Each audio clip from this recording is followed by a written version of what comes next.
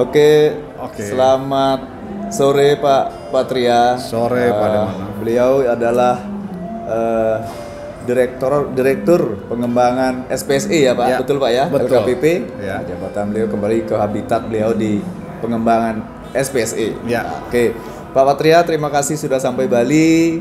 Saya Ketua DPD IAPI Bali. Ya. Berharap Pak Patria betah di Bali dan Betah banget. tidak buru-buru untuk balik ke Jakarta sampai akhir acara nanti. Ya. Pak Patria, kita cerita-cerita terkait dengan pengembangan SPSE, Pak Patria. Kita ketahui perkembangan pengadaan saat ini, saya pikir sudah melewati loncatan yang sangat besar dengan adanya alih teknologi seperti saat ini. Kalau kita lihat perkembangan pengadaan, kalau dulu zaman-zaman SPSE awal-awal itu, ya saya menyebutnya sebagai sebuah proses otomatisasi, Pak. Betul. Sekarang era digital tentu harus beralih ke proses digitalisasi kan tentunya Ya. seperti itu. Nah, sekarang di sistem SPSE sendiri fasilitas untuk beralih ke era digital itu seperti apa Pak Patria? Pengembangan ke depan. Oke.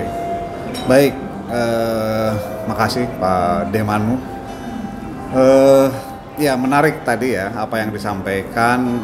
Kalau awalnya sistem elektronik itu hanya translasi, proses manual dikonversi ke digital, begitu ya.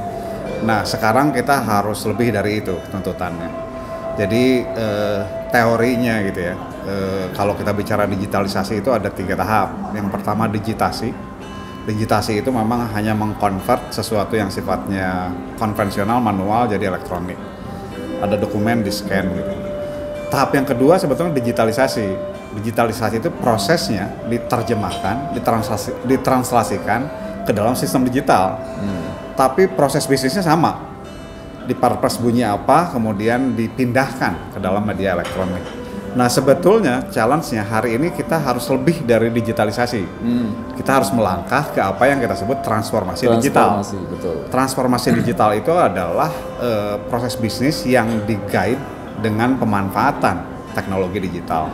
Artinya memang dengan transformasi digital, proses bisnisnya yang ditransform, yang berarti di masa hari ini dan akan ke depan ya bisa saja ekstrim terjadi perubahan probis di pengadaan secara elektronik. Sebetulnya salah satu yang kita lihat probis yang cukup mudah untuk kita lihat adalah tender cepat. Itu salah satu contohnya. Di mana tender yang tadinya lama banget, paling cepat 20 hari katakanlah begitu gitu ya prakteknya ya. Bahkan 1 bulan atau lebih bisa cuma 3 atau 5 hari. Karena apa? Karena ditransformasi probisnya. Nah, kita juga bisa melakukan itu misalnya dengan maturity dari teknologi digital yang kita manfaatkan. Bisa saja ke depan nggak perlu lagi ada proses pra-kualifikasi. Betul. Yang pastinya akan memangkas proses. Betul, Jadi kita nggak hanya nanti jualannya atau narasinya probis katalog diubah dari 9 menjadi 2, tapi yang lebih besar itu adalah proses tender yang tadinya sekian hari jadi sekian. Karena isu kita hari ini salah satunya adalah lamanya proses pemilihan yang sebetulnya kita berharap dari teknologi dari digital ini bisa membantu percepatan transformasi pengadaan itu sendiri. Oke. Itu kira-kira. Ya, betul. kita Saya itu Pak apresiatif terhadap itu, kita tunggu itu Pak. Berarti ini arahnya adalah nanti tidak hanya sekedar digitalisasi, tapi memanfaatkan apa yang dikenal saat ini sebagai artificial intelligence Pak. Ya, itu salah satunya. Tapi sebetulnya sebelum ke sana pun misalnya gini, katakanlah apakah kita bisa menuju ke sana? Tadi contoh konkret ya. Ini sebetulnya satu case saja. Betul. Prakualifikasi nanti nggak perlu ada, gitu ya. Atau pasca kualifikasi sekalipun. Artinya yang ikut proses pemilihan itu kualifikasinya sudah aman. Kan bisa demikian ya. Betul. Seperti tender cepat itu salah satu contohnya. Bagaimana cara kita atau upaya kita untuk ke sana? Iya, harus perkuat VMS-nya, harus perkuat sikapnya. Karena kan sikap itu katakanlah platform yang berisi informasi terkait dengan kompetensi, kualifikasi, dan kinerja penyedia. Nah, harusnya kalau kita sudah punya database itu, betul, memilih penyedia itu bukan hal yang sulit, gitu ya. Karena kan prinsipnya tender gitu ya, itu milih penyedia. Kita pengen penyedia terbaik. Nah, kalau sudah ada rapotnya, apakah masih perlu proses pemilihan yang rumit gitu ya? Saya sering mengatakan kalau di ASN gitu ya, itu kan ada bidding, Mas. Kalau mau eselon 2 katakanlah atau JPT ya, itu ada bidding. Tapi katanya, ini saya karena belum baca langsung, ya proses bidding itu bisa diganti kalau sudah ada merit system. Di mana merit system itu adalah datanya ASN sudah ada kualifikasi, kompetensi, kinerja. Nah, itu nanti kita coba tadi gunakan di dalam proses pengadaan barang jasa, dan itu make sense. Dan kita sudah ke sana dengan apa? Dengan rilisnya sikap versi 3. Kalau teman-teman ikuti kan di situ sudah ada pemusatan data penyedia, sudah ada penilaian kinerja dan seterusnya. Nah, gitu. Kalau yang itu kita bicara di tataran pemilihan penyedianya, Pak. Pak Patria. Nah, sekarang kalau era pengadaan sekarang itu kan harusnya menurut saya tidak kita sekedar hanya bicara dalam tataran memilih penyedia, tetapi bagaimana pengadaan itu kita pandang sebagai sebuah siklus supply chain yang tidak terputus, sehingga prosesnya itu harusnya dari end to end, kan begitu Pak Patria. Nah, sekarang di sistemnya LPSE sendiri memfasilitasi nggak proses supply chain kita itu dari end to end itu, Pak? Secara terintegrasi maksud saya, Pak. Ya, betul apa yang dikatakan Pak Demanu tadi. Jadi gini, kalau pernah lihat DNA gitu ya, proses pengadaan ke depan atau proses bisnis ke depan, itu kalau kita bagi saja pengadaan itu jadi 3 tahap besar ya, perencanaan, katakanlah pemilihan dan pelaksanaan.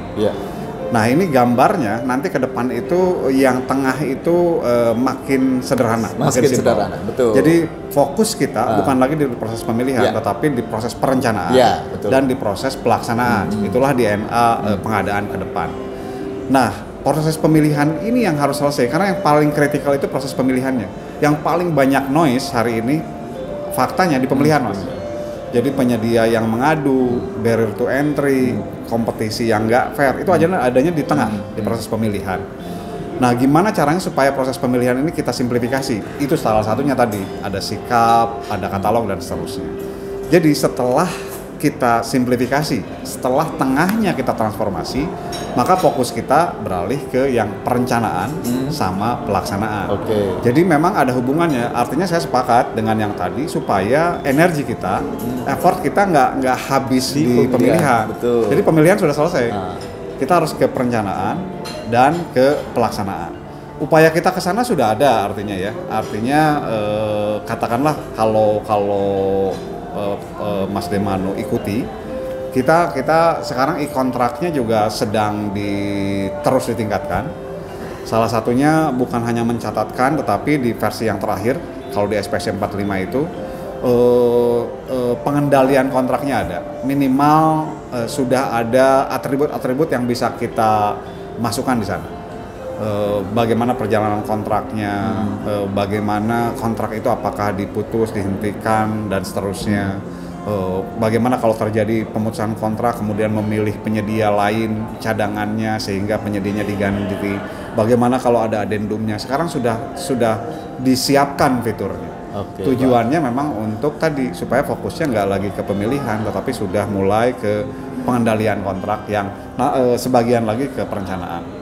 Perencanaan ke depan bukan hanya RUP itu kan sirup itu kan fokusnya di RUP. RUP itu ujung dari proses perencanaan. Betul, hasilnya itu. Ya, bagaimana perencanaan pengadaannya itu jauh lebih advance gitu, difasilitasi oleh sistem.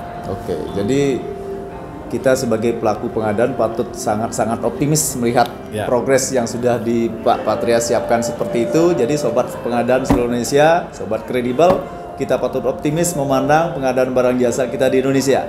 Bahwa ke depan transformasi digital pengadaan lagi sudah berjalan. Siapkan diri Anda menghadapi era transformasi digital itu.